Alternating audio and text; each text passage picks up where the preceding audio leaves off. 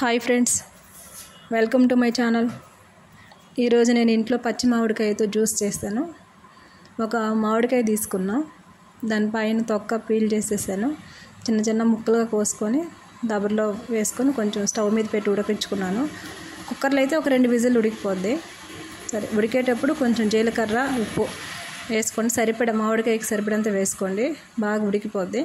కొంచెం చల్లారాక మిక్సీ వేసుకోవచ్చు. మిక్సీలో వేసేటప్పుడు చక్కెర, మామిడికాయకి ఎంత సరిపడద్దో అంత చక్కెర ఎక్కువ పడద్ది. అంటే పులుపుగా ఉంటుంది కాబట్టి ఎక్కువ చక్కెర పడద్ది. వేసుకొని నేనైతే మెత్తగా ఉడికిపోయింది కాబట్టి కొంచెం రుబ్బేసుకున్నాను. ముద్దకం తీసుకొని బాగా వెనిపేసుకున్నా. మెత్తగా అయిపోయింది నాకు.